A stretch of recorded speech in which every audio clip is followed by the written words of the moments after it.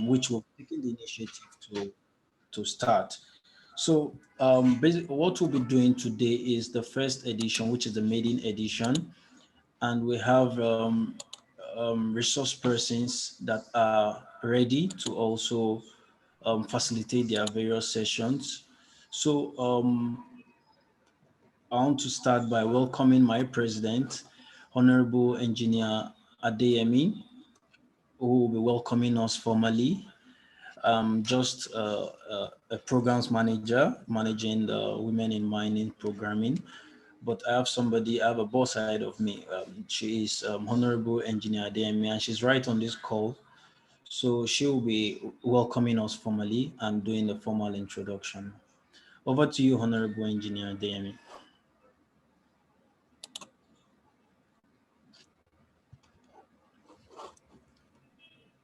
Good afternoon, good morning, wherever you are on the face of the world, but I know in Nigeria it's afternoon. Good afternoon.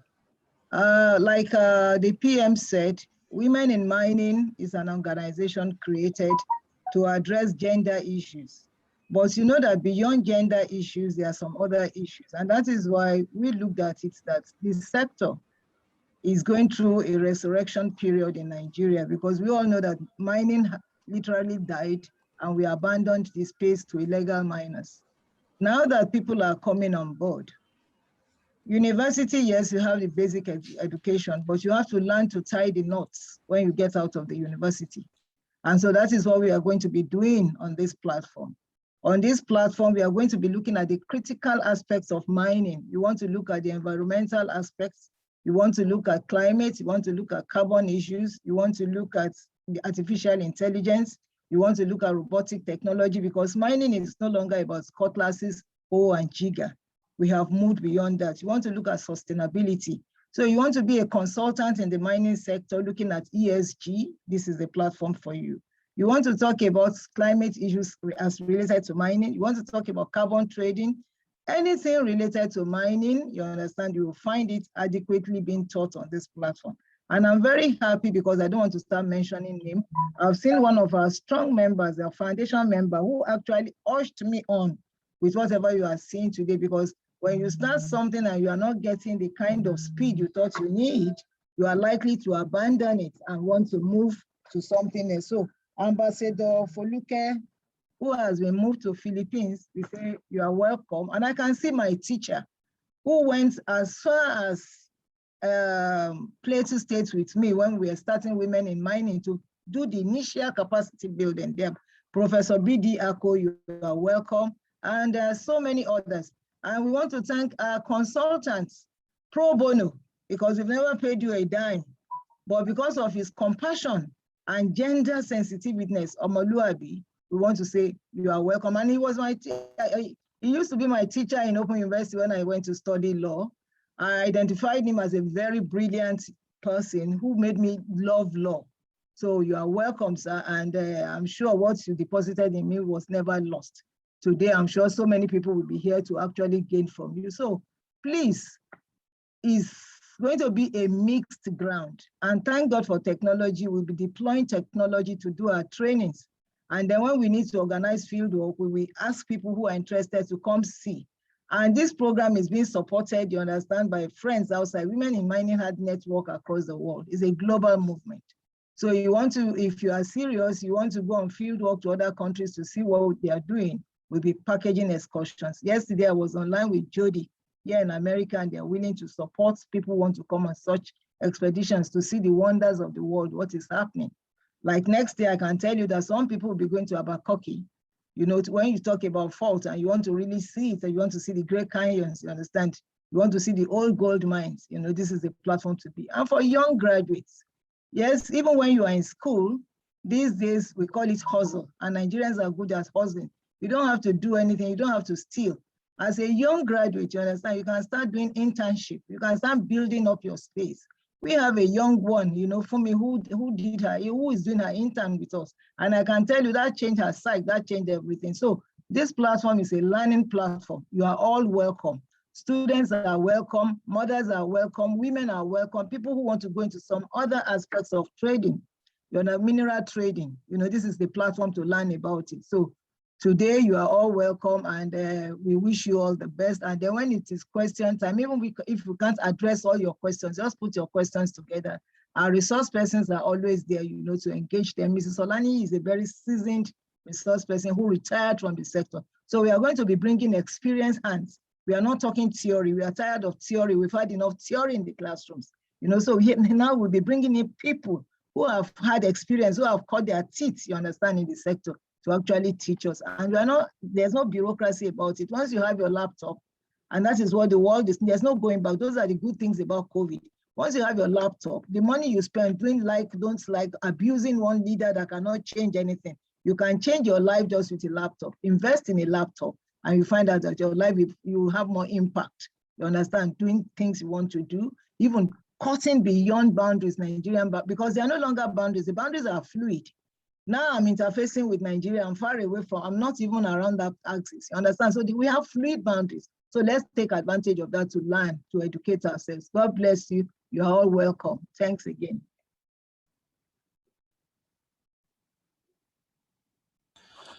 Okay, thank you very much, Honorable Engineer Adeyemi, the President Women in Mining Nigeria, for that welcome remark. We'll be going straight into the first presentation. And the first presentation will be, we want to try as much as possible to maintain our timing, to make sure we finish at the time stipulated for this webinar. And our facilitators are already here. They are waiting for us to also start. The first presentation will be taken by Dr. Mrs. Olushola Olani. She's the regional exploration geologist and researcher. She's the CEO of Verilos Pro Consultant, former Deputy Director, Regional Geology, Nigeria Geological Survey Agency. And she has worked and excelled in the mining industry. She's a professional that is a profession that is male dominated for over 3 decades. She's a senior super management with Niger River Basin Development Authority and UNICEF. She has 2 master's degrees in Geography Information System, MGIS, from University of Lagos, and Lagos Business Administration from Federal University of Technology, Akure. She owns a BSc in Geology from University of Ife, and she has worked in geological data collection, production of map, and geological report for NGSA publication. She is an advocate for gender equality and eradication of gender-based violence in the mining industry. She's also a co-author of Delve Country Profile. Help me welcome, ladies and gentlemen, Dr. Mrs. Olushola Olani.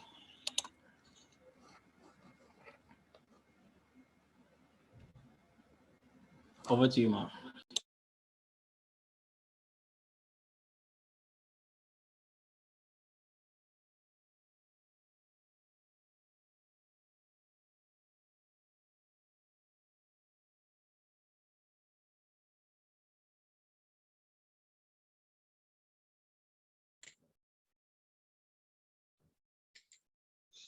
Good evening, everyone. Thank you, Mr. Moderator, for your introduction. I want to welcome everybody to this first of its kind, historical and epoch-making digital series. We're here to learn, and we will want to say thank you to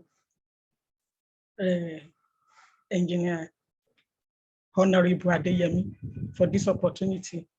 This is the first of its kind in women in mining. So history and epoch making. Thank you so much for the opportunity. I will start by sharing my screen. Please permit me. Please, can you allow me to share my screen?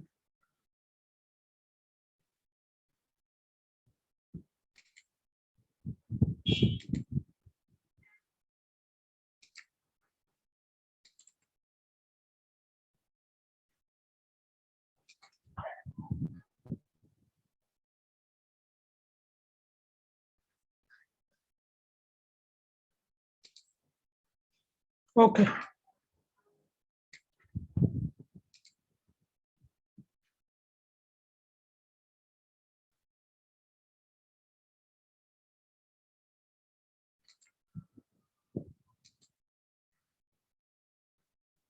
Historical background of mining in Nigeria. This is the first series of Women in Mining, Nigeria Digital Training.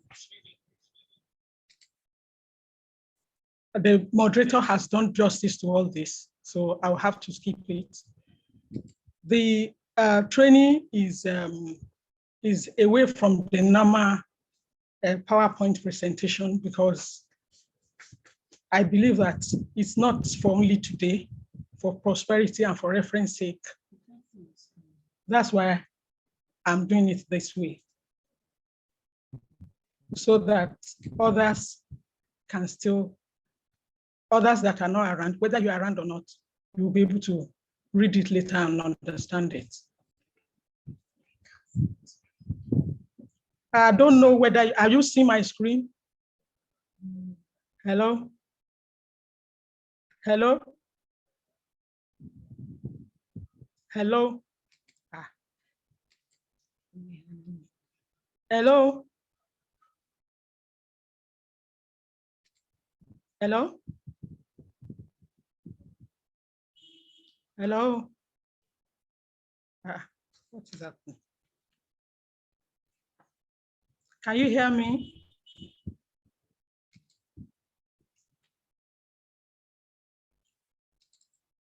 Hello? Hello?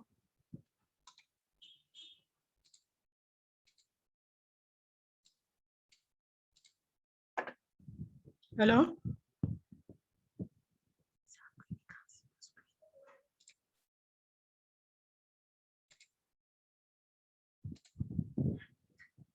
I'm sorry, let me try to share the screen again.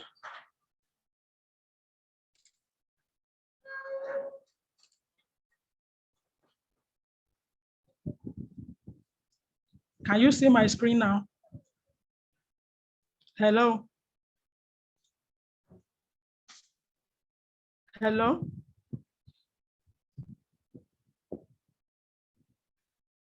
Hello? I don't know whether you can hear me.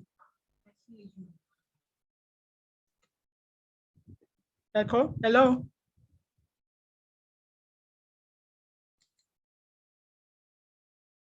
Please, I want to be sure that you are hearing me before I continue. Okay, let me continue. The training outline. This is the training outline. Next is the introduction. We are talking about mining here. So what is mining? Mining is the extraction of valuable minerals from the earth. And what is a mineral?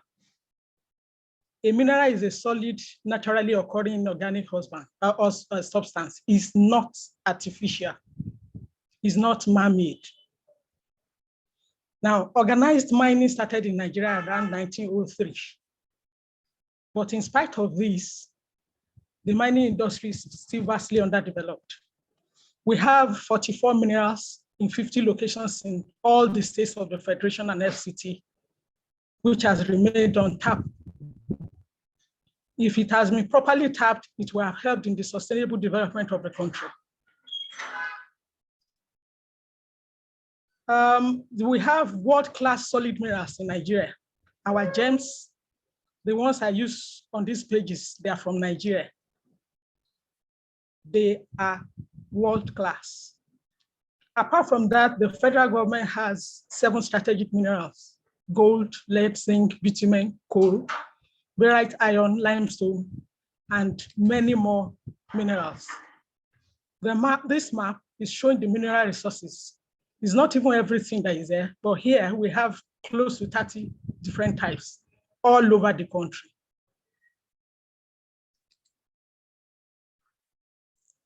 Despite all this, we can see that mining accounts for only 0.3% of Nigerian gross domestic product. And the employment in the sector is mainly by ASM, mostly illegal. They are not formalized. And majority of them are men. Few in the sector are women. And we don't have specific data to back this up. Now, in geology, sorry, I'll need to go back. Sorry, I'll need to go back.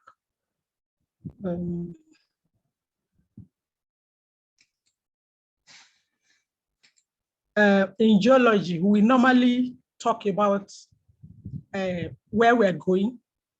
We start from where we know, and then we look for the unknown points. We have reached this history, the point in Nigeria now in mining where we need to know where we're going from where we have got to.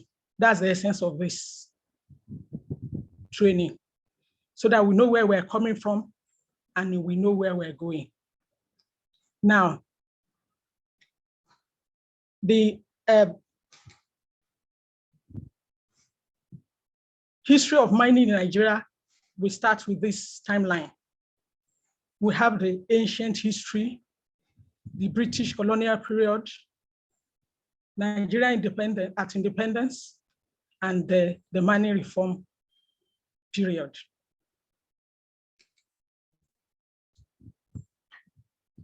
Ancient period by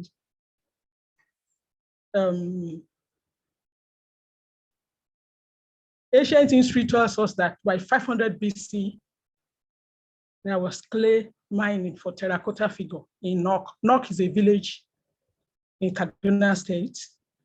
And then by 900 BC, we have the earliest evidence of tin mining in Jos.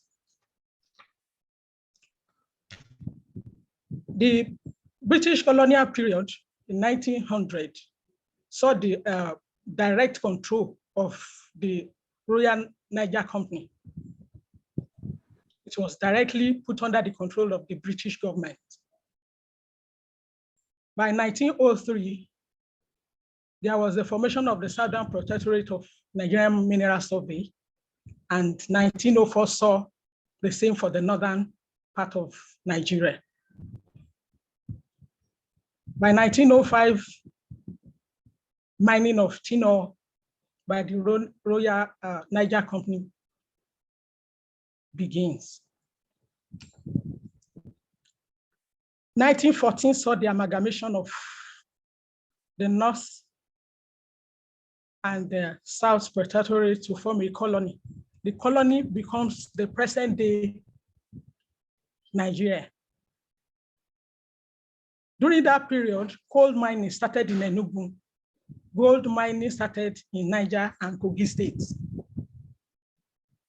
By 1919, there was Mineral Ordinance 1916 claiming control over, giving the control of minerals and oil to the British Crown.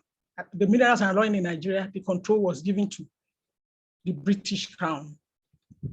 By 1916 and 1948, the British started exploring coal, tin, columbite, iron, and they rely on indigenous labor forces with little or no pay under the management of chiefs.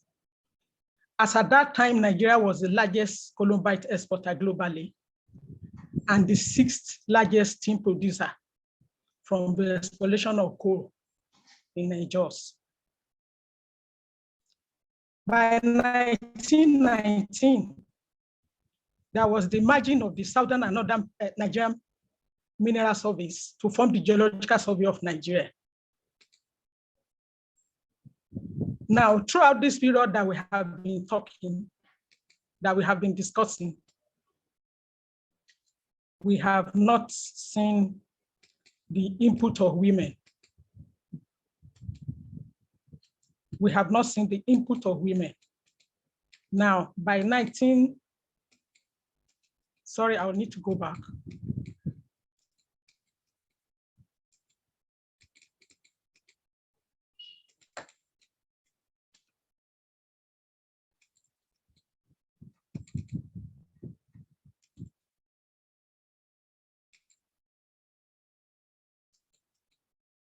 I'm sorry. I'll have to go back to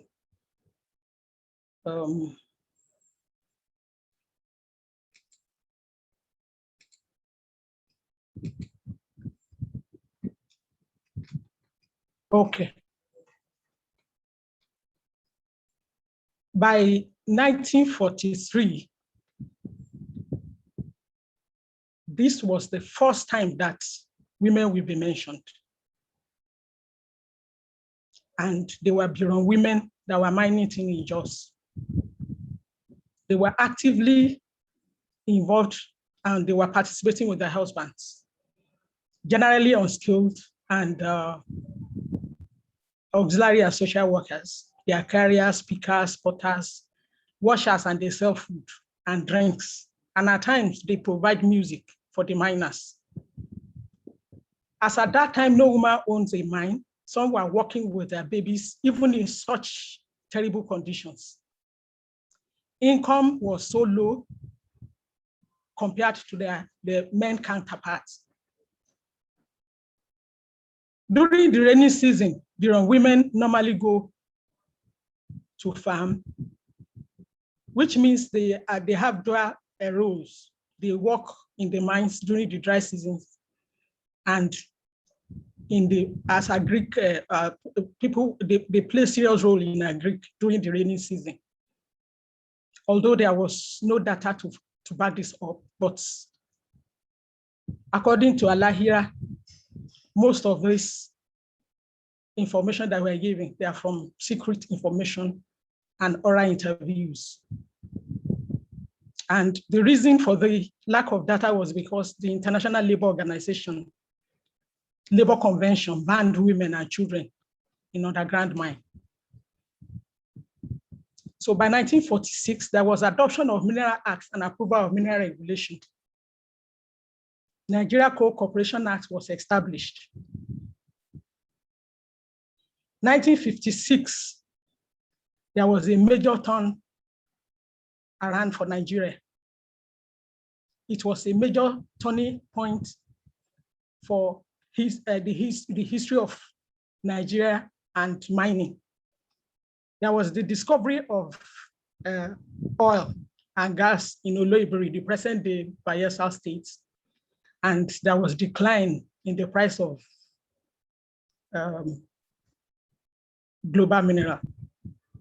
There was global fall in the price of minerals.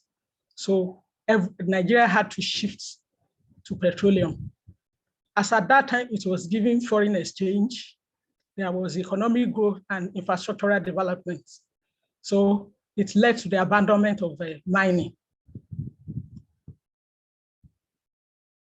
By 1959, there was Mineral Act creation that guides the mineral exploration and exploitation. Now, this is Nigerian independence. At independence in 1960, Nigeria was free from Britain. And 1969 saw the creation of the Quarry Act. As at 1970, ASM made up the majority of Nigerian mining space. Even up till now, 90% is still ASM. 1972 saw the enactment of the indigenization decree, that is nationalization of businesses, reduction, discouragement, and relocation of foreign investments. Many foreign investors had to leave, some that could not meet the condition. This same 1972 saw the establishment of the Nigerian Mining Corporation. By 1985, the Ministry of Mines and Steel Development was established. That's the Nigeria present-day administrative body for management of solid mineral resources. 1999 saw the enactment of Mineral and Mining Act, the putting minerals in the exclusive list. 2005, we are talking of the mining sector reform now. 2005, there was mining sector reform. The efforts addressed challenges hindering investment exploration and the inefficiency in licensing. There was management of the ASM operations too. 2006, May 2006 saw the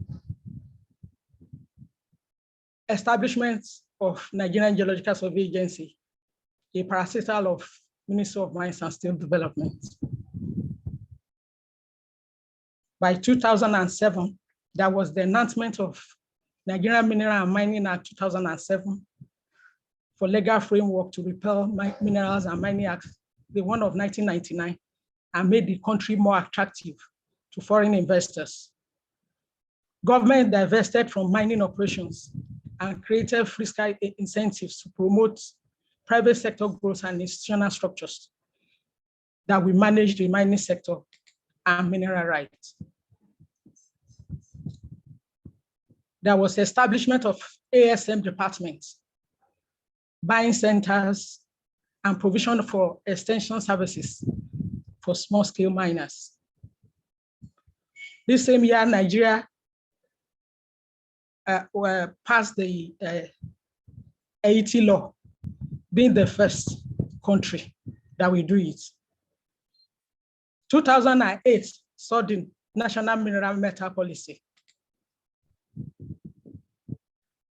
coming to force. Now, Zamfara lead poisoning, 2010. I'm highlighting this seriously because women were involved. This is the second time we are mentioning women in this training. Mining of gold is very, very important source of livelihood for people of Zamfara State. And during this period, 2010, there was massive contamination of the environment, food, drink, and water, and acute lead poisoning, which was associated with the process of getting the ore from the rocks. The men they were bringing the rock samples with gold back to home, and their children and their wives were involved in the extraction. Unfortunately, over 400 children died from lead contamination, and some animals were affected. We have animals that were just disappearing. But thank God, and the multi-stakeholder intervention prevented many deaths. So that's the second time that we're mentioning women. By 2011, Nigerian Minerals and Mining Regulation provides further guidance regarding the laws and directives for mineral license holders. 2012 saw the approval of the first roadmap that has the value chain approach. And then the federal government inaugurates strategic framework to reduce the mining sector in 2015. By 2017, there was another roadmap for growth and development of Nigerian mining industry, and which was based on the following: strategic recognition of major challenges in the ASM sector, which include operating without license, little or no finances, poor regulation, harsh working condition, damage to the environment, and lack of training. Another is outline short-term action to support formalization of ASM sector, to provide services to improve capacity, address the health and social issues. This same year, World Bank approved credit of 150 million for the Mine Diva to enhance contribution of the mining sector to the Nigerian economy,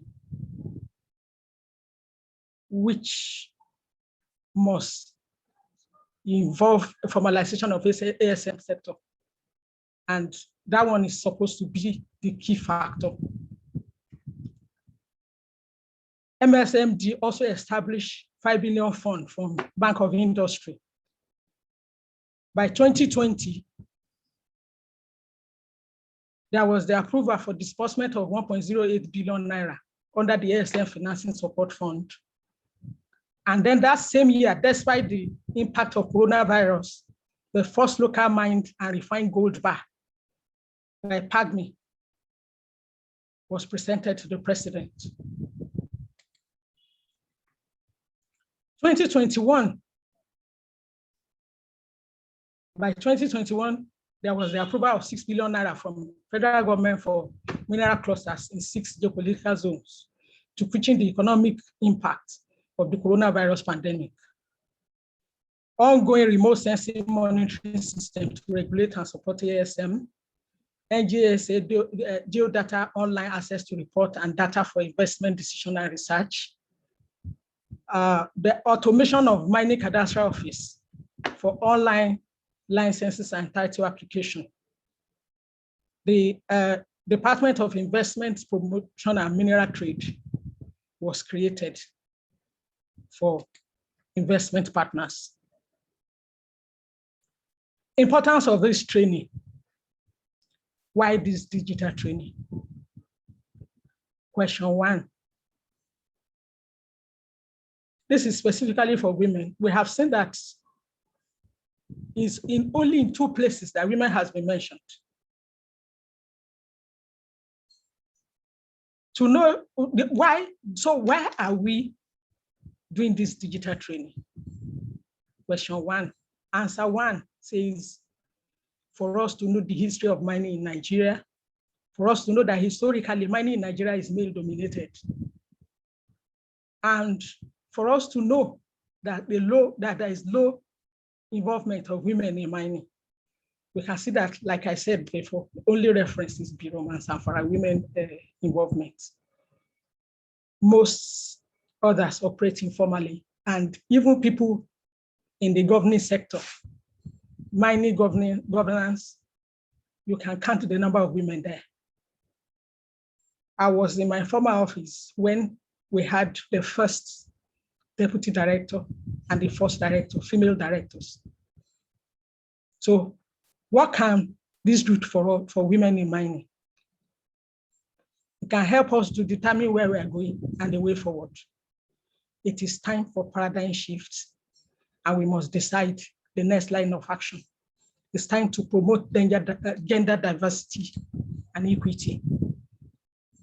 Time for more women inclusion and participation, and for recruitment and retaining of women in mining. Question 3, why should women be involved in mining and what are the benefits? Women are more prudent, they are more accountable, they are honest, transparent, and better managers. They are competent, better in decision-making, and powerful motivators. Women can multitask. Whatever you give them, they will turn it around for the best. They are more efficient and have zeal to achieve good results. They function very well in new technological advancements with better safety rules.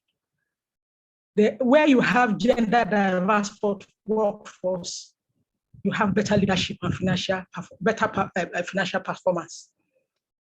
Inclusion and diversity leads to more innovation, creativity, and productivity. Now, how can women be involved? We need to redefine policies and regulatory laws. There should be gender sensitive and accelerated gender parity, and women should be financially included. Women should be part of legislative law formulation on mining governance. This is very important. They must act, when these laws are being made, it must be gender sensitive. Also, there should be attraction and increase in retaining more women in mining. If possible, quota system for appointment to leadership positions should be made. Women and girls should be encouraged to study mining-related courses. I have IT students that when you ask them now, what are you doing? They will tell you they can't do geology, and they read geology. So we cannot allow them to continue to go like that. Flexible virtual and more innovative and conducive workplace will encourage more women. War against sexual bias, harassment, and GBV. And then there should be creation of gender desks for women in governance. Now, Nigeria government gender inclusion and diversity in mining. Right now, Nigeria government is seriously working on the diversification agenda with the hope of achieving economic growth and sustainable development of the mining sector, which is the SDG 8. Is in line with the SDG 8. The mining industry is still growing in Nigeria, thus it can be modeled to embrace more talented women. Formalization and de-risking of the mining sector, even as it's on now, should go hand in hand with gender balancing and diversity. This will make the sector more investors friendly. In addition, there should be total, the total success of the sector will come from gender equality, inclusion, balancing, SDG 5, and collaboration of multi-stakeholders. We have government incentives for potential investors, people that are investing in solid minerals in Nigeria, 100% ownership of mineral properties, deduction of environmental costs, custom and import duty waiver for equipment, mining equipments, free transferability of funds and permission to retain and use, and foreign exchange, capital allowance of up to 95%. Well, these are good incentives. But in addition to all these incentives above, there should be special government and industrial incentive for women in mining, which should include policies that will mandate GIA and EIA for mining projects.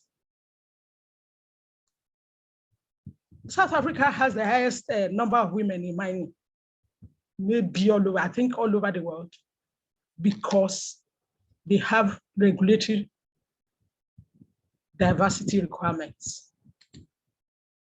Now, women are capable.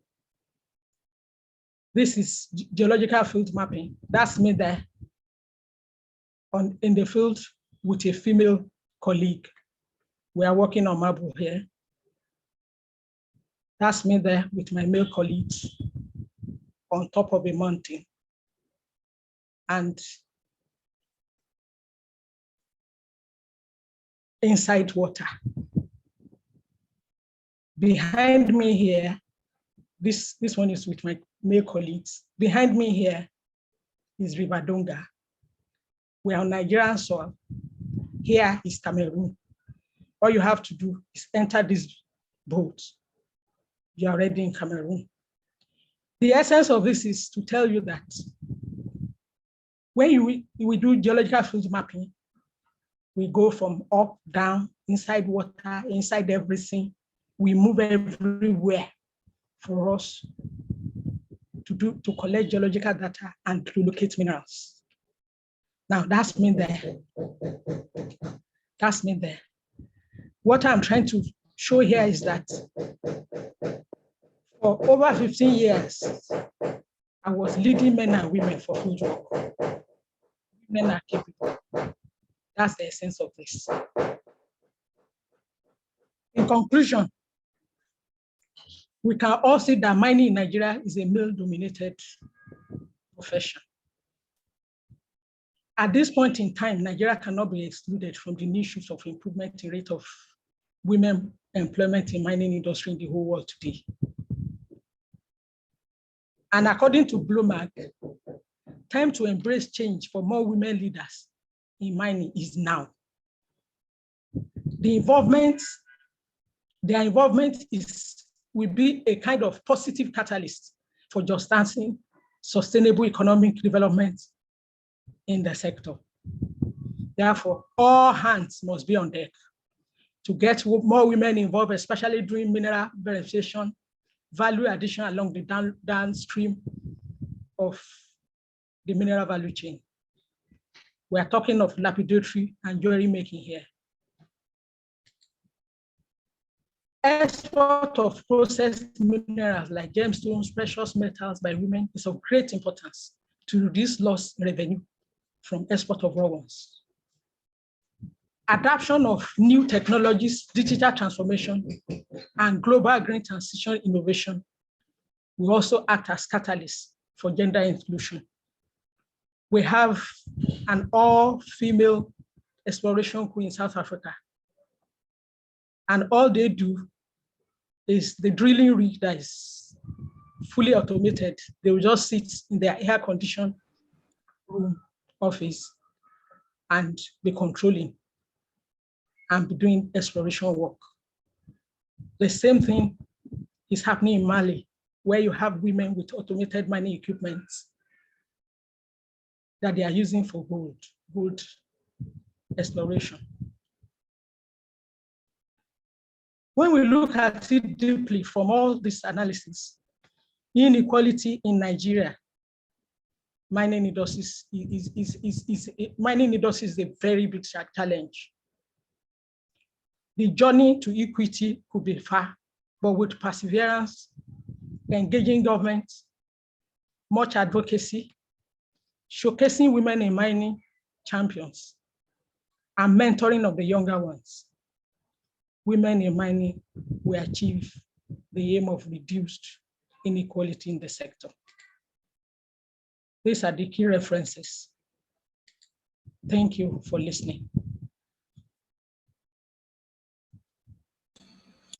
Thank you very, very much, Dr. Mrs. Olushola Olani, for that wonderful presentation. I want to sincerely appreciate you for giving us the historical perspective to mining in Nigeria. Very insightful.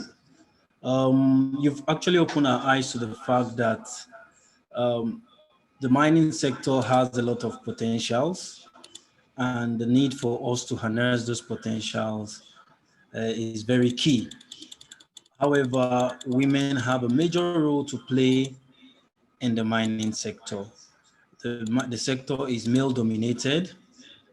Even though it's male dominated, we need to see how we can harness the potentials of women in Nigeria. In your presentation, you said mining started in Nigeria at 1903. You also stressed the fact that we have 44 minerals spread across 500 locations in the 36 states and the FCT in Nigeria. However, you stressed the fact that we have 7 strategic minerals in Nigeria. You also gave us the fact that the solid mineral sector contributes only about 0.3% to the Nigerian gross domestic product, which is very poor, and it has a potential of actually contributing very more than this. You also said that the solid mineral sector has artisanal and small-scale workers comprising of over 90% of its workforce, which is actually true. And women among this 90% are more than even 60% among this workforce. So the role of women and in the mining sector cannot be overlooked, cannot be overemphasized. And the idea of this training is to see that policy recommendation comes out that we can also channel to the right source, advocacies, like you rightly said, series of strategic and targeted advocacy to whosoever is responsible to carry out any of these changes that we're pushing for going forward. On behalf of everyone, I want to say thank you for that wonderful presentation. I don't know if we should give room for questions and comments. If you have any question, just either you raise your hand, we'll permit you to speak, or you drop your question in the comment box while we take the second presentation. If you drop your question in the comment box, I will read it out after we've taken the presentation. We can combine all the presentations together. Once more, thank you very much, Mrs. Olushola Olani, for the wonderful presentation. We appreciate you, ma. Okay, The next presentation we'll be looking at this afternoon in Nigeria. We'll be looking at the legal perspective to understanding the legal environment of the mining industry in Nigeria. And no other person but Omolu Abi Paul, barrister Omolu Abi Paul will be taking us on that presentation. And he'll be giving us the legal perspective, all the policies and the guidelines that governs the solid mineral sector in general. So it will be good for us to also, some of us that are not law inclined, will be listening to him. He's going to, as much as possible, break it down, because some of us are completely oblivious of the laws and everything that he'll be calling. So it will be good for him to break it down for us so that we can understand at least the ABC of the laws and the gaps the laws have and how we could address mining generally in Nigeria, and also issues around women in mining, most importantly. Ladies and gentlemen, help me welcome Barrister Paul Omolua before his presentation, sir.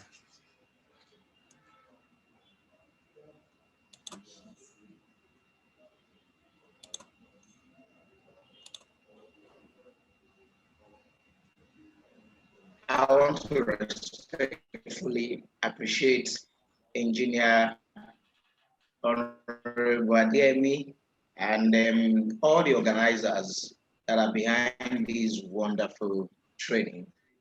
And also, I want to also appreciate Dr. Sola, the first speaker.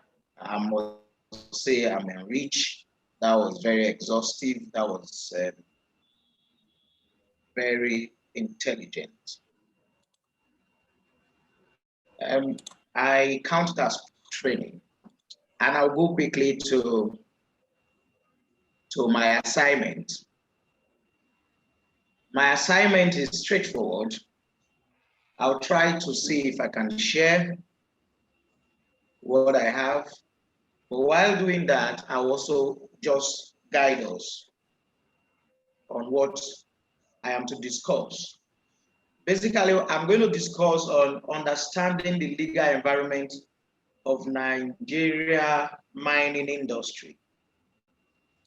And when people talk about law, sometimes they rush into conclusion. I want to say it clearly that there is no law in our land that is not connected. Almost always, all the laws are connected to each other. And mining is not an exception. And the laws that are connected to mining is not equally an exception to other laws in Nigeria. And mining generally, as the first speaker has said, has long been part of us. Why I will not re-echo what she has said, I will just look at the legal perspective of it. In Nigeria, we cannot discuss any law without looking at the various stages that we have passed through. The pre-independence, that's the pre-colonial rule, the colonial rules, and the post-colonial rule. Before the advent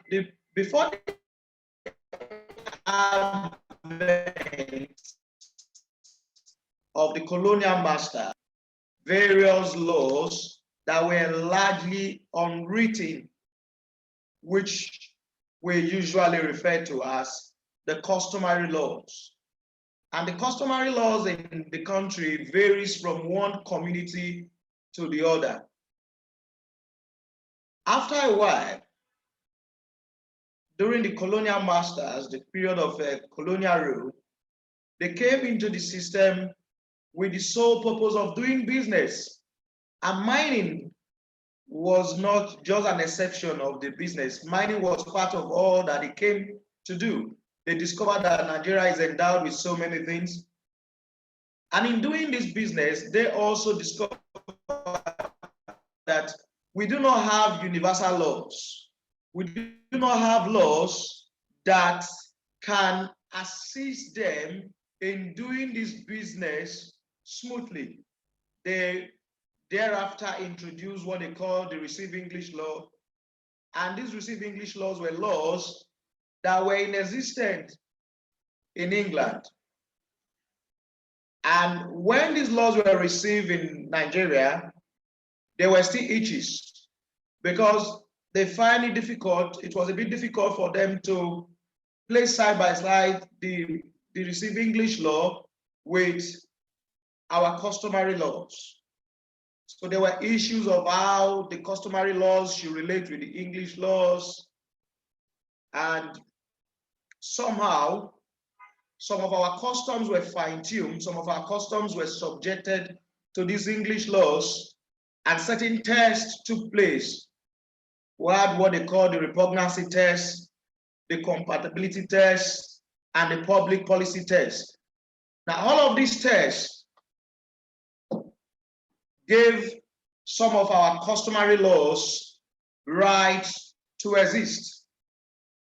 And thereafter, the laws that we had in existence began to exist with the English laws. And part of these laws that came into existence was the mining law. There may not be other laws that came into existence that assisted the colonial masters in the exploration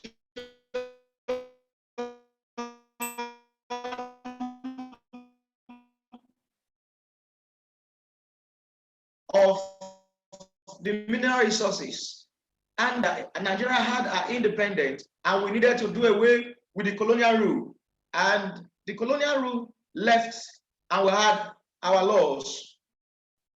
Series of laws later came into existence, and I will just state by,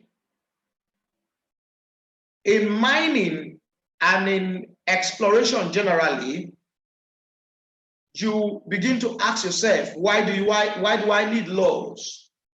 There are several reasons why you need laws, because mining and the mineral resources, as it were, belongs to the government. And our laws have clearly stated that you can't pick these items without following the regulations that have been established. I will mention the following. I'll mention the reason why you need laws. The first reason is you need laws to regulate all the aspects of exploration. You need laws to create equal opportunity for those who are interested. And like as the last speaker has spoken, we've had a series of men in this business, and the percentage of women in mining is very minimal, if there is at all. We need laws to guide mining operators. You don't just jump into an environment and begin to explore the resources there. You need laws to protect the investment. Mining business is an investment. It's an investment for the investor, is equally a source of revenue for the owner. And the question will be, who is the owner? Mineral resources generally, going by our law, belongs to the federal government. And the federal government, through various instruments, has stated clearly that whatever that is attached to the land belongs to the government. And we've had series of laws, which I'm going to mention, series of laws that have assisted us in issue of how we can define ownership of these mineral resources. So ownership and control of mineral resources in Nigeria are basically issues of laws. The first law that anybody should think of or anybody should know is the Constitution. And the extant Constitution in Nigeria is the 1999 Constitution as amended. And in Section 1 of the 1999 Constitution, he has stated clearly that the Constitution is supreme and that any law that is contrary to the provisions of the Constitution will, to that extent of its inconsistency, be null and void. Again, the Constitution has given opportunities for other laws to be enacted. In the legal system of Nigeria, there is what they call the concept of delegated legislation. And also, in the Constitution, there were laws that were in existence even before the Constitution came into existence. If you go through Section 315 of the Constitution, it recognizes certain laws. The Constitution, particularly the 1999 Constitution, if we observe, is younger than some of the laws that were in existence right from independence. The Constitution did not foreclose some of these laws. So it created an opportunity for them to be recognized. And exploration laws are part of some of these laws.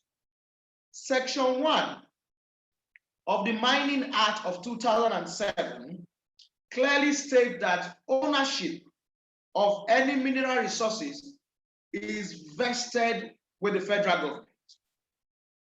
And also Section 2, subsection 1 of the Mining Act of the Nigerian Minerals and Mining Act of 2007 prohibit exploration or mining of mineral resources without proper authorization.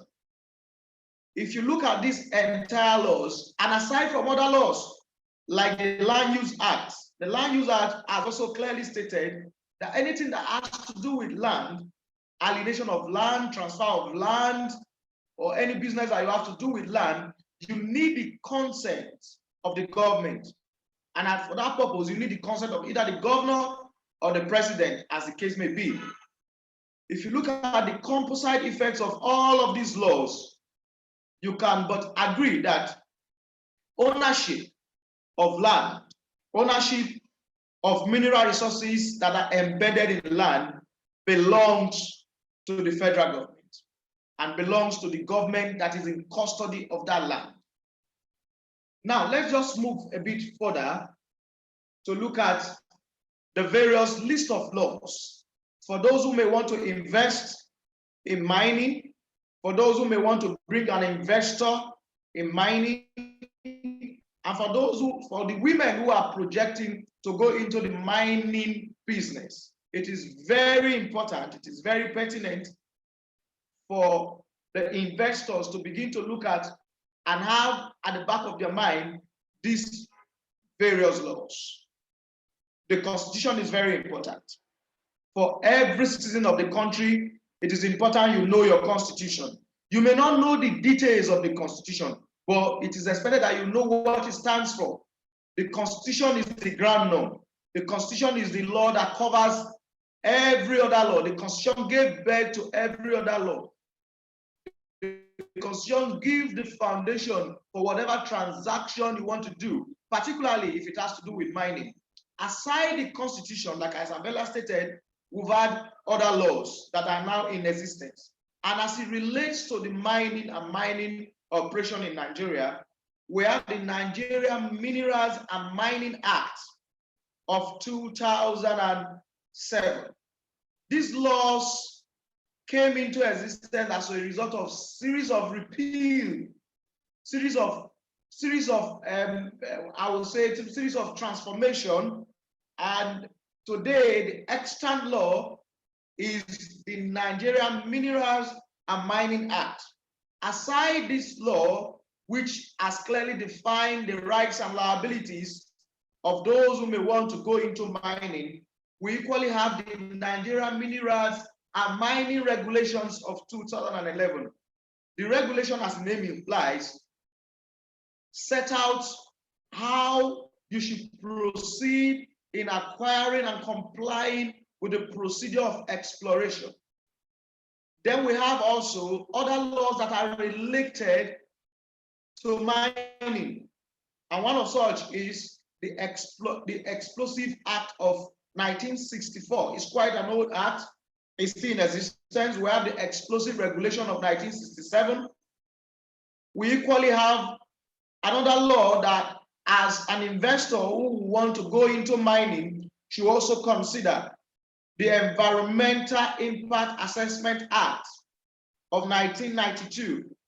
We all know, as the name implies, you cannot go into mining without carrying out your feasibility studies, ensuring that you have clearly informed the government the impact of whatever damage that your operation is going to cause to the land. We also have the National Environmental Standard and Regulation Enforcement Agency Act of 2007, then the Ultimate Land Use Act. Why do I call it the Ultimate Land Use Act? The Land Use Act is such a very important act in Nigeria today that, notwithstanding the fact that it talks about land or acquisition of land or alienation of land, it is also very important when it comes to exploration, and particularly in mining. You cannot just go into any land without the consent of the governor of that state. Or if it's in Federal Capital Territory, it may be the consent of the FCT or through the President of Federal Republic of Nigeria. Now, you will ask, what if the land has been acquired by an individual and subsequently the mineral resources is discovered? Even at that, for the individual to alienate or transfer his interest in that land to you, the consent of the governor or the president is equally very germane. You cannot alienate any land without the consent of the government. Land, by going by virtue of the series of provisions in the Land Use Act, Section 1, then if you look through Section 20, 21, 22, 23 downwards, you will see clearly that alienation of land is subject to the consent of the governor. The implication of this is, if you discover as a geologist or an expert, a professional who discovered mineral resources in a land, you will need to perfect all the land documents. If the land belongs to a community and the community is ready that you should explore, the community does not even have that sole power to invite you and you just jump at it and start exploring. You need to do that through the government, notwithstanding the fact that there are other certain areas that you also need to consider. The community must be carried along, the community must be informed, certain compensation must be paid, and all of that, depending on the magnitude of the resources, depending on how complex the issues are. But the government ultimately has the final say on whether or not your rights, the right you have over those resources can be given to you. Aside the Land Use Act, we have the Nigeria Export Incentive and Miscellaneous Provision Act. This is for the purpose of exporting. Upon exploration, you may want to take some of these substances, some of these items outside the country. You also need to ensure you comply with the provisions of exploration. You don't just pick these items and get them out of the country. We have the Nuclear Safety and Radiation Protection Act. You cannot go into exploration without considering some factors. Today we talk about climate change. Today we talk about sustainable development. We cannot be talking about sustainable development without also considering that in exploration or exploitation, the environment must be sustained for the future, for the younger ones who are coming. If you explore the mineral resources, the environment is damaged, the environment is left unkept, then we are preparing for danger for the generation to come. We've had instances in Nigeria today that, if you look through, particularly in Niger Delta, we talk about issue of pollution, the Ogoni saga. You agree with me that if those who explore are taking into consideration some of these laws, some of the impact in the environment, we won't be where we are today. The billions of dollars that is being used to clean up, to remediate the environment as it stands now, can be channeled to something else. So as an investor who wants to come into mining, study, have handy the laws that is required of you, the level of compliance of impact, and there should be projection of the level of exploration you want to do, the long and short-term impact on the land, and whether or not after exploration, what can be done to the land. Will the land still be useful? Because we are seeing instances today in our sea, in our creek, in the Niger Delta region, where the aquatic life, the water, and every other green area in that environment is no longer useful. That's for that. Then we have what they call the Companies Income Tax and Finance Act of 2020, which is very recent. This one has to do with finance.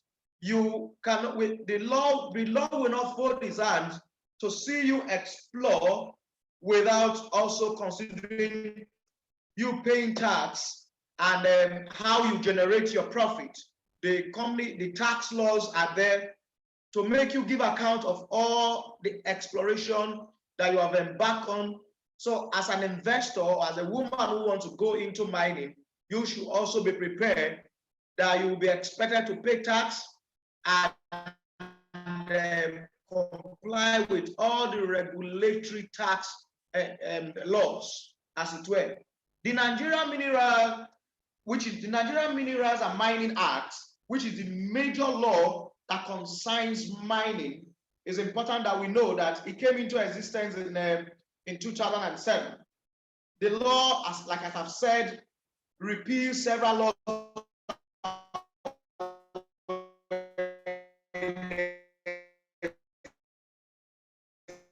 existed before.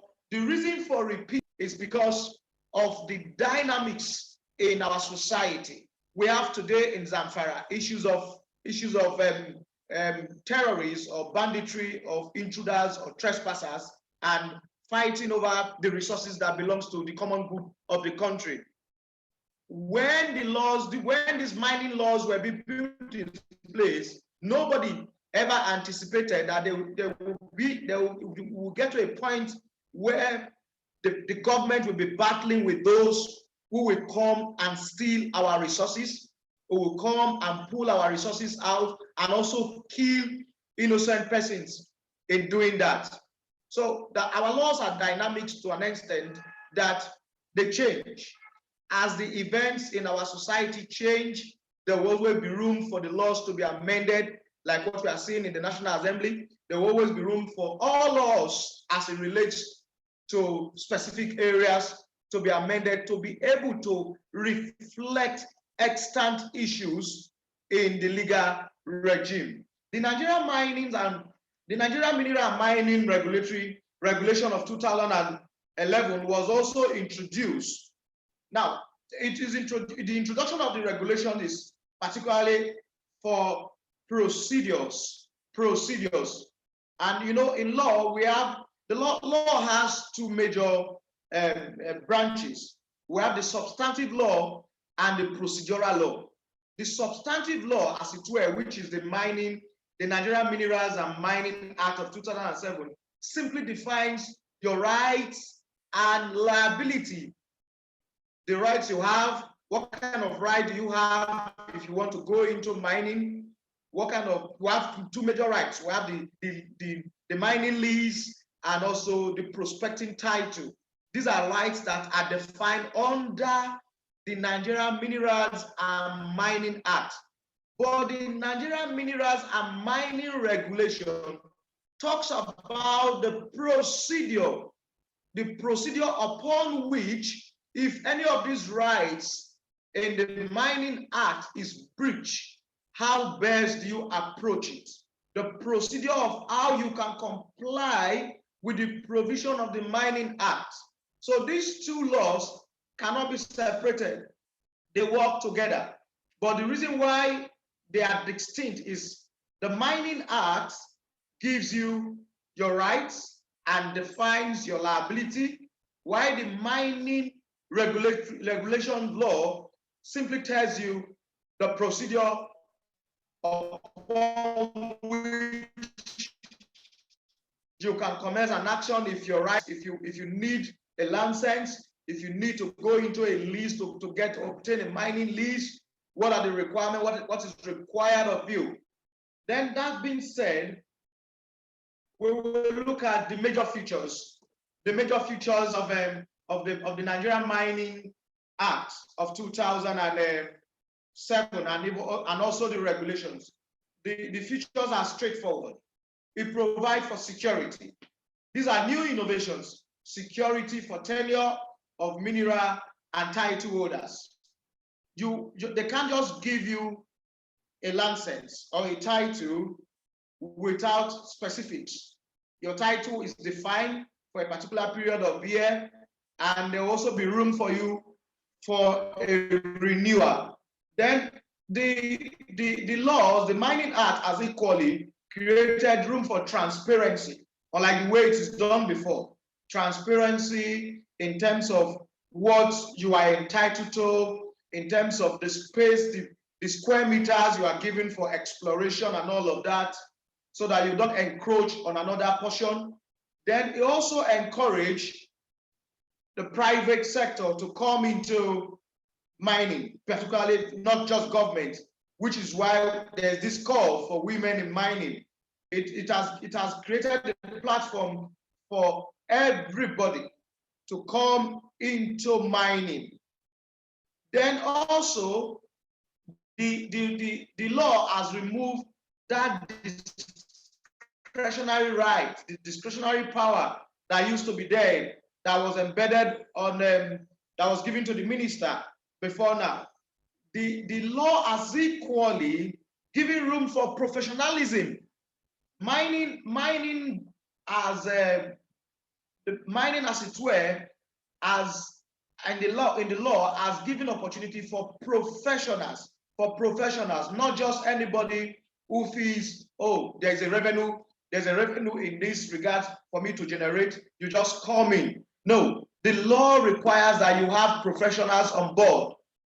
For those who want to go into mining, you must have professionals, those who are well equipped, those who know about mining, to come on board and have proper certification tendered, and they will be verified. That's the requirement of the law. Then also, the law also gives room for competitive physical terms.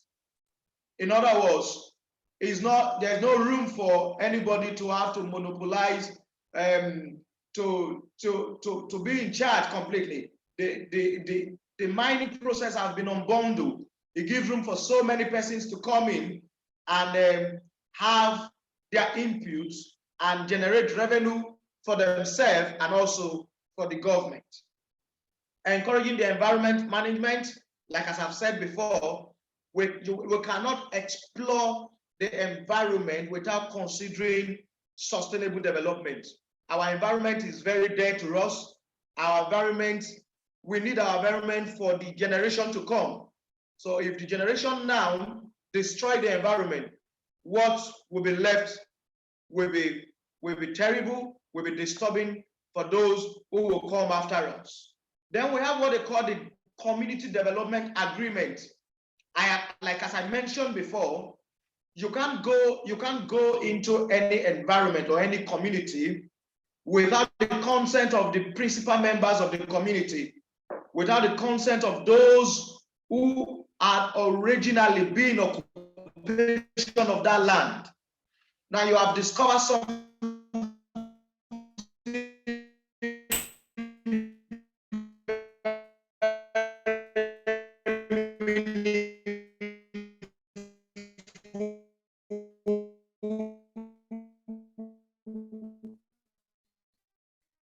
in their community. The law requires this time where the community dictates even the pace.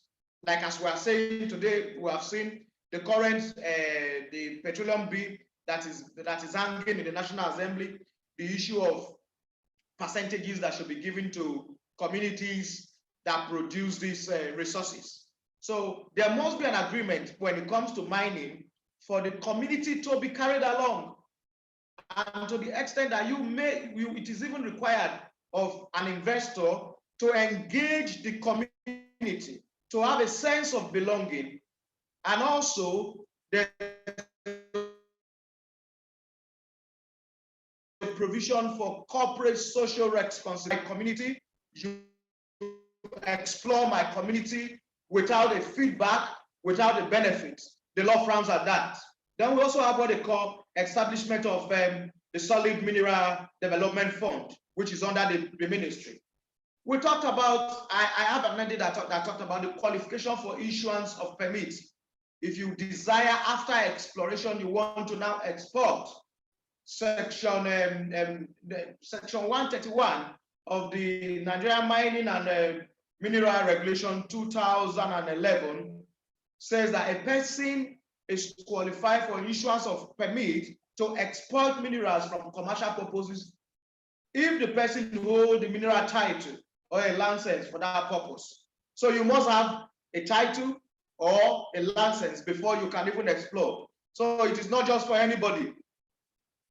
Then also the regulation 131(3) talks about that the director of mine inspectorate shall issue permit to export minerals for commercial purpose to applicant who has the following documents. In other words, like the laws that I've mentioned before is coming to play again here. You must have a 3-year tax clearance certificate, which is a tax law. You know, you cannot explore without even having an incorporated company. So the Company and Allied Matters Act is also a very relevant law that you have to consider as a woman who wants to come into mining, as an investor who wants to come into mining. The very first thing you need to do first is that you must have a company that is duly registered with Corporate Affairs Commission with the object clause reflecting that you have the capacity to mine and properly approved.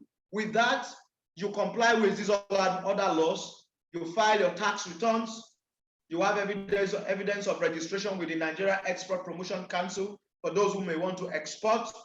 Then you have evidence of your supply, evidence of payment of royalty. Because there are, like as I've said, there are 2 titles. We have the prospecting title and we have the mining lease. These 2 titles, they have specific roles, but there differs in terms of the periods you hold the license. For the mining lease is about 5 years and there's a renewal. For the prospective title is just about 1 year because you are prospecting. You come into the land, you prospect that I've discovered this, I've discovered that. They can give you 1 year to do all your prospects. Then the prospecting title can equally metamorphose into the mining lease. All of these you must have an idea, you must know that you must comply with this. You don't just go into the environment because they said, oh, there's a mineral resources in this environment, we can just go and pick them up. It's not done that way. Then let's just make progress.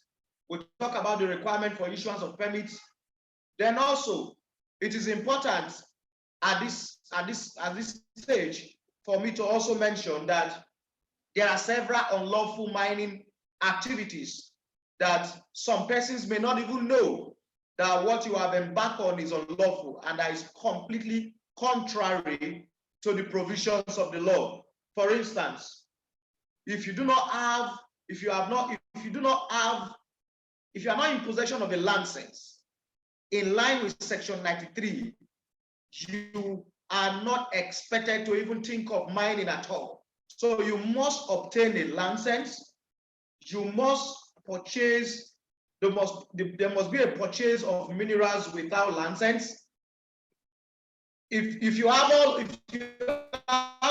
in possession of minerals without license, it's already unlawful, in line with Section 93 of the Nigerian Mineral and Mining Act 2007, Section 94, Nigerian Mineral and Mining Act 2007. Then exportation of minerals without permit is also an offense. You take our minerals out of this country without permit is an offense in Section 142 of the NMMA Act. Then exploration and exploitation without respective license, in line with Section 131, is equally an offense. Also, another offense that people don't even pay attention to is when you obstruct mining. A license has been given to somebody. Someone who has a valid license is embarking on exploration, and you are obstructing that exploration, is equally an offense. Then, when you present misleading statements, when you present feasibility studies that are not accurate, that were not properly carried out, or figures that have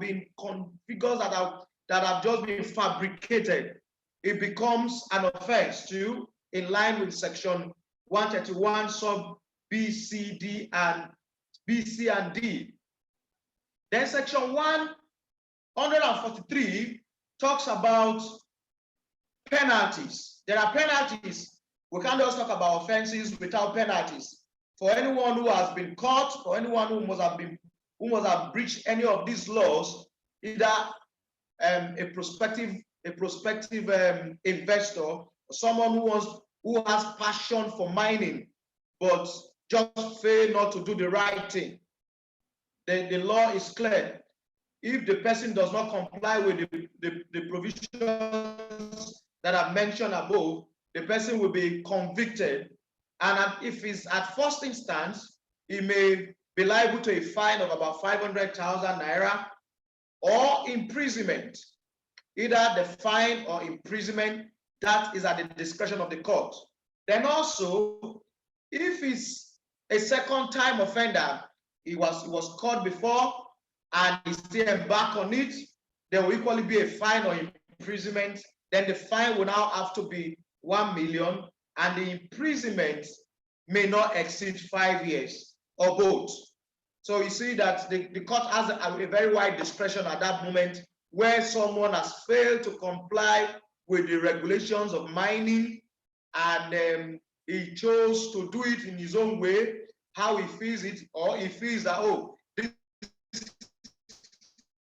this mineral resources is in my community. I don't need the consent of the government. I don't need the consent of anybody. I don't need to get any certificate from anywhere. I just want to do it because I can explore, because I've already discovered that these resources are on the ground. I know where I can get them, and he start getting them in his own way. He runs the risk of being in prison for at least not exceeding 5 years, or paying a fine of 1 million naira. Also, the offenses are huge. In Section 135 of NMMA Act, it also says a person who keeps, if you keep false statement of fraudulent case or weights, it's possible that you must have even complied with the regulation. You have your license, you have everything, you are exploring, but there are still certain things you are not doing right. Your weight is not proper. There are figures that are conflicting. There are false figures you are using to deceive the public. You will also run the risk of conviction and the paying of fine of 1 million naira, or an imprisonment for 1 year, or both. Then also Section 131 of the NMMA Act, that's the Nigerian Mining and Mineral Act of 2007, talks about illegal mining, false and misleading statements, or non-disclosure or declaration of what you have explored, or smuggling of some of these items, because some persons explore, then smuggle them out of our country. It's also an offense, and the penalties are huge. This is very huge. In line with Section 133, the penalty is 20 million naira. And also, there's an imprisonment. It could be both. It could be both the fine, and also the person will have to be in prison for at least no less than 5 years. Then let's talk about how the relevant agencies can come and effect arrest, because you can't just say, oh, okay, nobody is seeing me, nobody knows where I am. I'm inside one bush and I've discovered some of these wonderful mineral resources, and I'll begin to just keep them. Section 149 has given the Ministry of Mining the authority to what? To go into wherever there's an illegal activity going on and to effect arrest. Any person who they find committing or who they reasonably suspect, it is possible that the person has not even commenced the exploration, but they reasonably suspect that the person may likely want to explore the resources that belong to the federal government. They have the power to effect arrest, bring the person before the law, and the person will be prosecuted. And in effecting arrest, there may be other items that may likely be used by these persons. The officers who have the power to effect arrest also have that power to take away these items.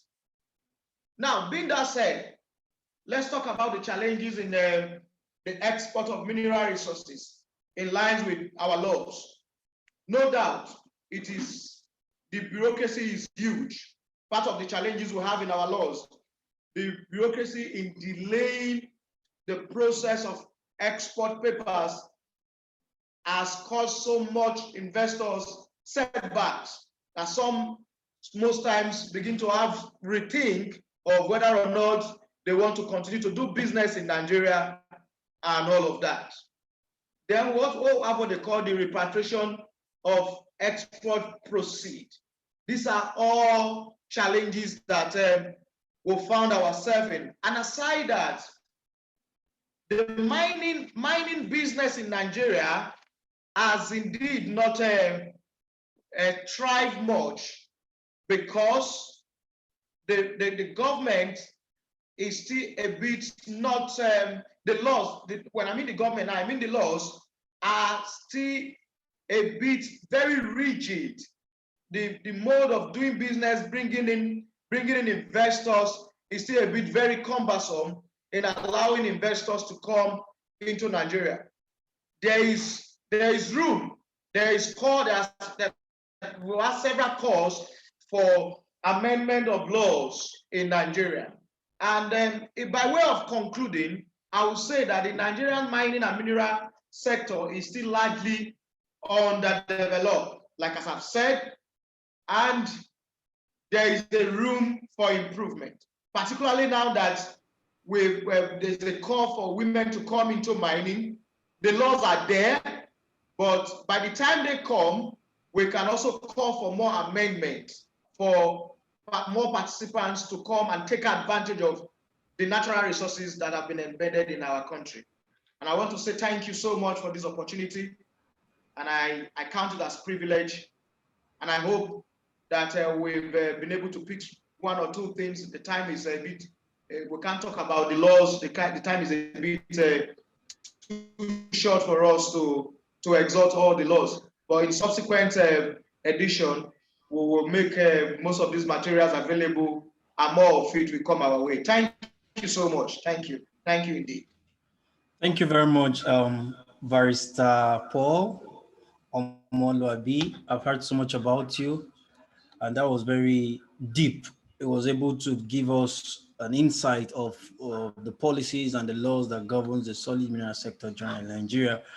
And we can see that there are so many bottlenecks that need to be unraveled. There are so many bureaucracies that need to be relieved.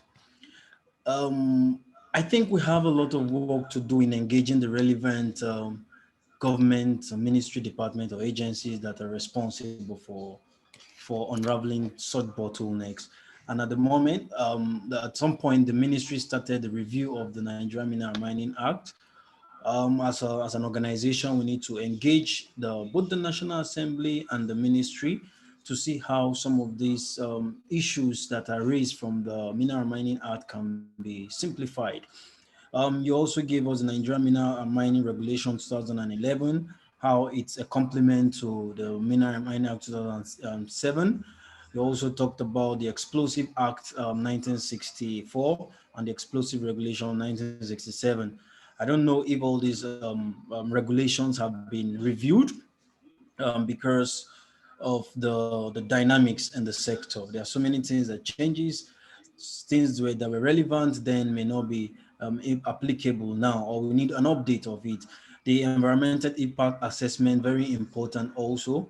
I think before any exploration activity is go on, you need to carry out that environmental impact assessment. But how compliant are operators to environmental impact assessment? If you go into the mining site, you see a lot of dilapidated or on reclaimed land.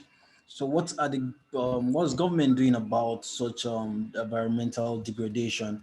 And we also have the Nigeria Environmental Standard and Regulation Enforcement Agency Act 2007. How active, how effective they are to ensuring that all these issues around environmental degradation is reduced as much as possible. What happened in Zamfara? Which agency is responsible for ensuring that the environmental standards? We have NESRA, but how effective are these agencies are at the state level? They may be very effective at the federal level, but how effective are they at the state level? We talked about the Land Use Act, which is like the mother, like Barrister Paul said, the mother of all laws that governs the land. We have issues around the state government being the sole administrator of the land. They are the owners of the land. The federal government being the owners of the resources under the land. So how do you get the resources under the land without reaching the state government, who are the owners of the land?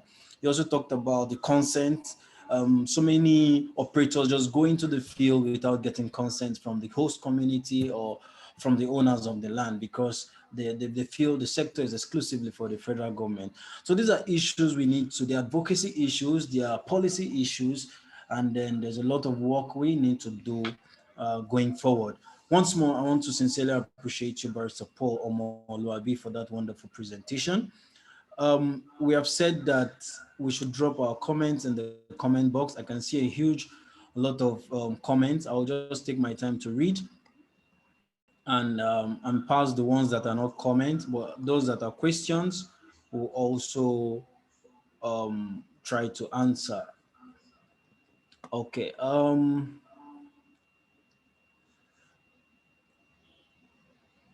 will start with Lami Salau. Said that please let's start working towards establishing extension workers service to help out ASM for sustainable development in the sector. Every other person giving commendation to the presentation. The slides, Princess Anna asked for the slide. We're going to make sure the slides are presented to everyone who registered for this meeting. Thank you, Ma. Thank you, sir. We appreciate you. Wonderful presentation. Dr. Mrs. Salau, Engineer Ademi is responding to you. She said we cannot accomplish such without extension service. So we shall accomplish that too as an organization who is committed to making sure that everything works in favor of the women in mining and also other aggrieved parties in the mining sector. Women in mining is ensuring that we'll also make our own contribution. And like she rightly said, extension services cannot be overemphasized. A great presentation. Please, consent in mining. Lami Salah still asks, consent in mining in the Mineral Mining Act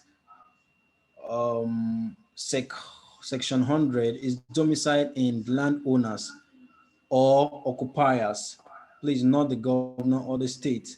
Yeah, the consent is domiciled in the owners of the land, that is the host community.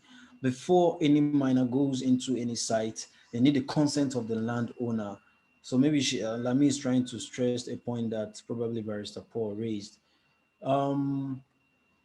Lami also said in section 19 of the Nigerian Mining Act, for the state in synergy with the federal government. So it's not exclusively for, if you look at the state have their role, the federal government also have their roles to play.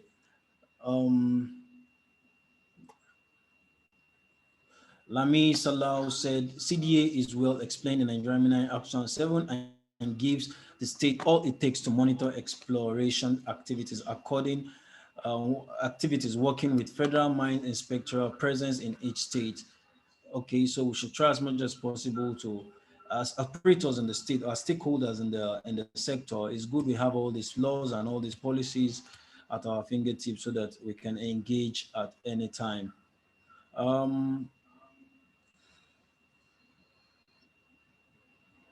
Engineer Janet said our mining act is gender blind and all hands must be on deck to correct it. The component of gender in the mining act is completely eliminated the women, or little or no role for the women. So we need to bring women up on board, at least at the policy level, at very high level, so that women can make input to the policy, to the laws if they are being reviewed. So those are just commendations, the need for policy reforms. And Pamela asked, how do we intend to go to the field as women, being the most vulnerable in the society with level of insecurity? I think the level of insecurity in the country is something of concern.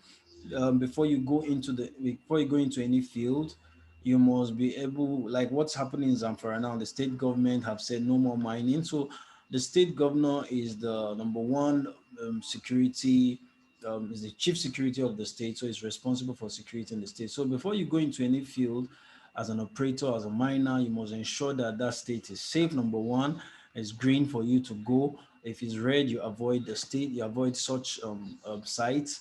But relatively, the ministry also have the mine security, which also help to provide security for miners and also help to curb illegalities happening in the sector. So it's very important for us to put all those into consideration before going into the field. My question is, Terry Ayatse said, my question is there an environmental guideline or regulation as pertain to the mining sector, environmental guidelines or regulations pertaining to the mining sector, just as we have in NGS PIN for the petroleum sector? If yes, you please point me to the right direction so I can download it. Okay, that is for Engineer Paul, that is for Barrister Paul. The rest is just commendation and commendation.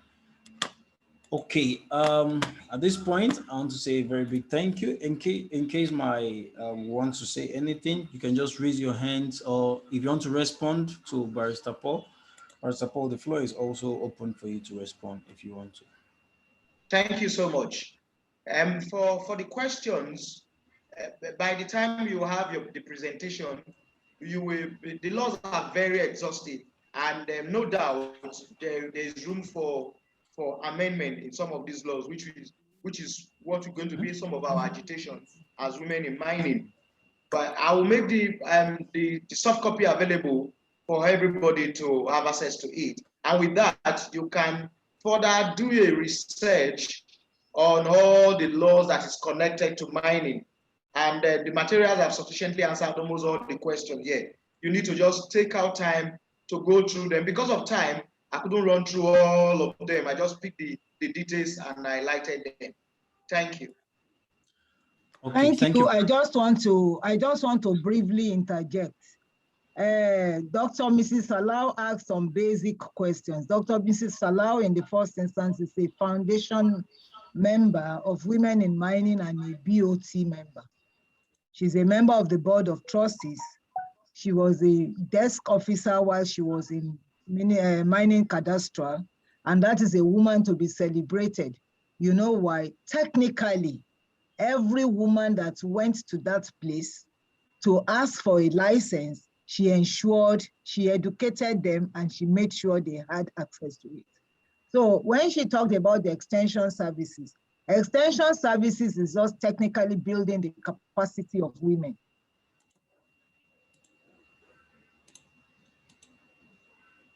Multitasking. Oh, we know mining is taking place. Now mining is taking place. So everybody, some rush to the field without any knowledge. Mining is not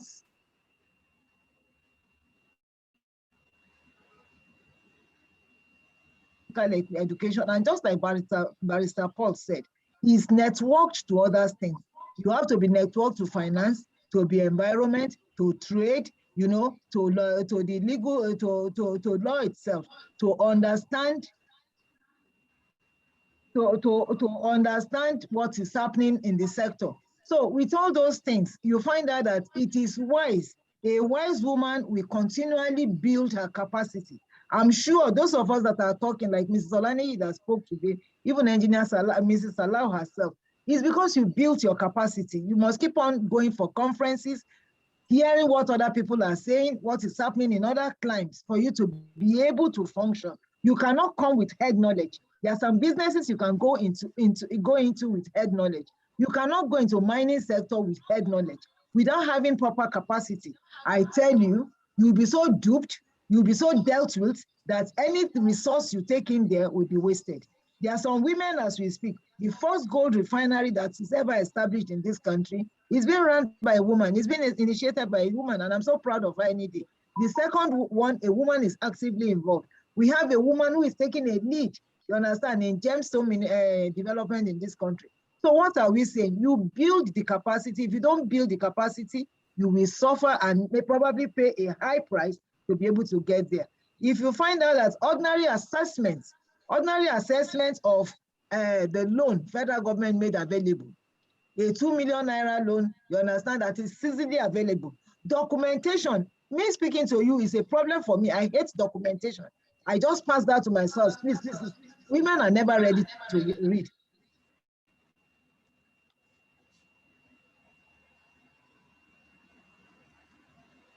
So that you can absolutely understand the system. And so when people talk about capacity, don't play with it, because soon myself and Mrs. Salah, that is Women in Mining and Mrs. Salah, we are collaborating, you understand, to make sure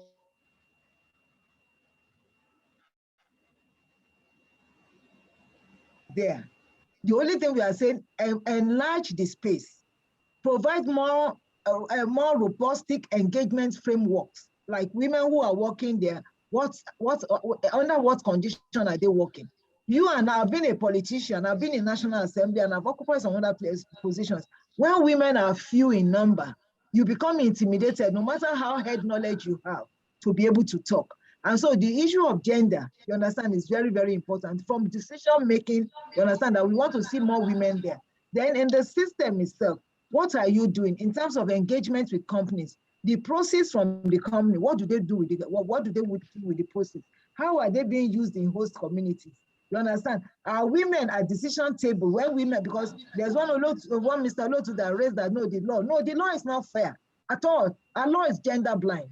Look at the composition. When you sit and you want to get consent, who gives the consent? How are people brought to the table? In our traditional system, are women even allowed? Are women not supposed? Are women not properties of men? You want to pay compensation to heads of household. You understand? The heads of household, are women at the table, and when the men get the money, what happens? How many men go home and say, my wife, this is the money we get. Okay, how do we spend it? How do we share it? The next thing is that you find an additional wife, you find additional furniture, you find additional this. So you see, the truth of it is that until we address all these critical issues and create a fair space, and Mrs. Olani made it clear, I've gone to Simba Miles. When you see it in Mali, outside Mali,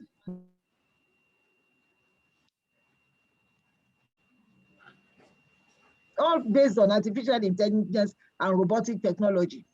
Same thing in South Africa. This is South Africa owned, but I saw it on, and I was so impressed. I'm praying that, yes, the younger generation coming behind me, one day I want to see all these, my daughters, you understand, controlling a mine on their own, and it can be done. So let us not, it's not a competition. Nobody is competing with the male folk. I have boys, men as children. Nobody is competing, but it's only a foolish nation who ignores 50% of its population. Because now Chinese are all over the place. You are paying expatriates, yeah, whereas you have resources, you can develop their capacity to engage them. So what this platform has set to do is to build the capacity of those people who are already on the field, and then the younger one coming in. We did interview, Mr. Mo just seated there, did interview for some interns, because we were asked to bring some interns, you understand, to an organization. They were not even capable, that's why they're just. You see on the outside is happening within the educational system. Where are the funds to go on field work? If Professor Ako should talk about field work experience, how many times does a geology student in those days go to the field before they get graduated? Do they even have the funds to go to the field now? Is the geochemistry laboratory working? Do they have a remote sensing laboratory any longer? Because all the equipments are down. They are courtesy of institutions supporting them.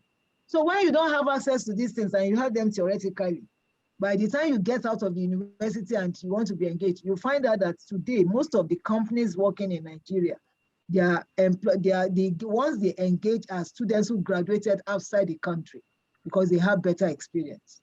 They have access to tools to use. Not that their brains are better than our own, but they had that opportunity. So we need to train and retrain ourselves. So the point Dr. Mrs. Salau mentioned is quite relevant, quite important. And then in terms of the law, you understand, Barrister Omoluabi today took the law, because we talked about a legal framework. We're not looking at the mining law 2007 exclusively. In another opportunity, we find opportunity to now look at it exclusively line by line so that you understand. If you don't understand, that is why you will find somebody who wanted to register a cooperative, giving money to a mine officer for what? Because you can pay the money directly. You can do your registration directly if you have an understanding of what to do. So arm yourself with the law so that nobody will dupe you, so that nobody can extort you, so that nobody can cheat you. And so that's the essence of the law. So once again, we want to say thank you. And then I'm sure I just did that wrap up, you understand, for the agitating questions I saw in the chat box. Thank you. Okay, thank you very much, Ma. Somebody asked, Temitokbe Olaifa, what incentives are in place to encourage women into mining? The facility in the Bank of Industry, the 2.5 billion naira loan, is also a facility that could encourage women, just like the president have rightly said. In fact, there's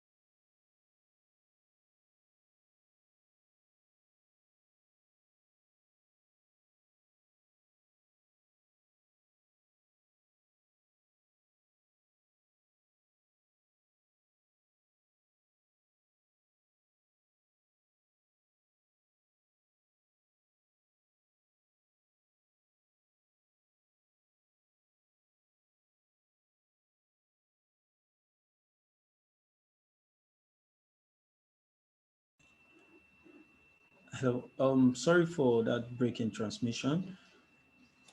Just to say that the federal government is doing a lot, and every other relevant stakeholders are also trying as much as possible to see that we have a working solid mineral sector in Nigeria. And even the Africa Continental Free Trade Agreement that the Nigeria is also a signatory to, the component of mineral export is very key, and all frameworks to ensure that solid mineral export is also done rightly is also on ground at the moment. And women in mining also is a key stakeholder in ensuring that in the private sector work stream, in ensuring that all women in mining members across the country are also carried along through the establishment of clusters across the 6 geopolitical zones. So there's a lot that the federal government is doing to encourage women to come into the mining sector. On this note, in the absence of any other comments, just going through all the questions, in the absence of any other comment, we're supposed to end this meeting by 6 o'clock. And by my time is 5:56. Ladies and gentlemen, on behalf of Women in Mining, I want to sincerely appreciate you for your time. Our resource persons, Mrs. Olushola Olaniyi, Barrister Paul, also for your timing, and every other guest, every other participant that took out time to be in this meeting. We want to sincerely appreciate you. We know what it means to sit down for 2 hours with your internet. We don't take that for granted. We sincerely appreciate you. And to say that Women in Mining has extended her hands of fellowship to any other person that is willing to work with us. And we want to ensure that there's a sustainable mining, most importantly, in Nigeria, ensuring that mining is done the right way in all value chain of the solid mineral sector. So once more, thank you very much, and do have a good evening. Bye. Thank you and bye.